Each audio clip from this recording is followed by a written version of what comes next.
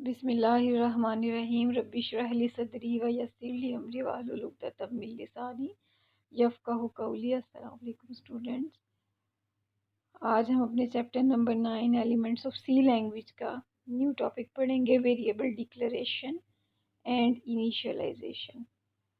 Variable का concept हमने अपने लास्ट लेक्चर में देखा था कि वेरिएबल क्या है। It is a named memory location.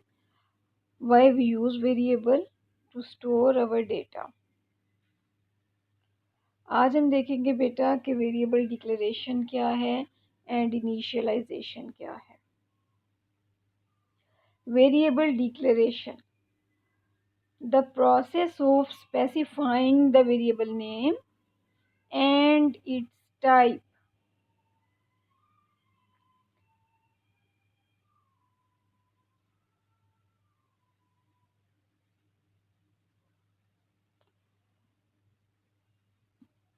Variable का नेम और वेरिएबल की टाइप को स्पेसिफाई करने का जो प्रोसेस है उसको वेरिएबल डिक्लेरेशन बोला जाता है।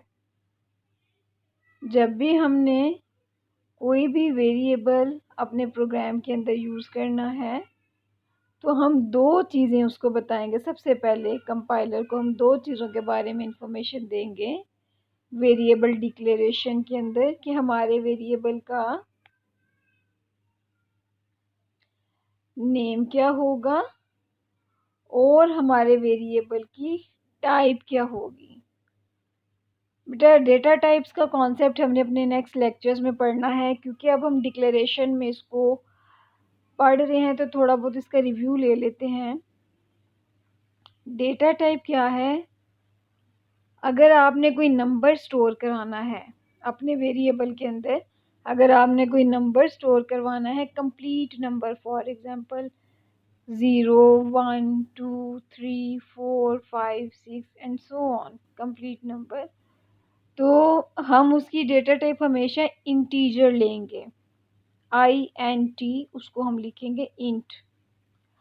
अगर हमने हमारे वेरिएबल के अंदर कोई वैल्यू जो है वो स्टोर हो रही है पॉइंट्स वाली, डेसिमल पॉइंट्स वाली, फॉर एग्जांपल 4.5 6.5, तो बेटा हम फिर अपने वेरिएबल की डेटा टाइप लेंगे फ्लोट।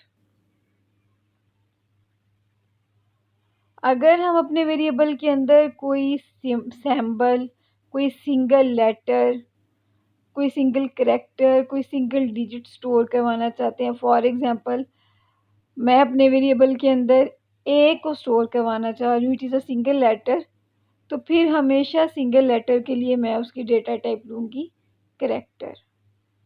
तो डेटा टाइप से हमें क्या पता चलता है कि किस किस्म की वैल्यू स्टोर हो रही है, इंटीजर है, फ्लोट है या करैक्टर है।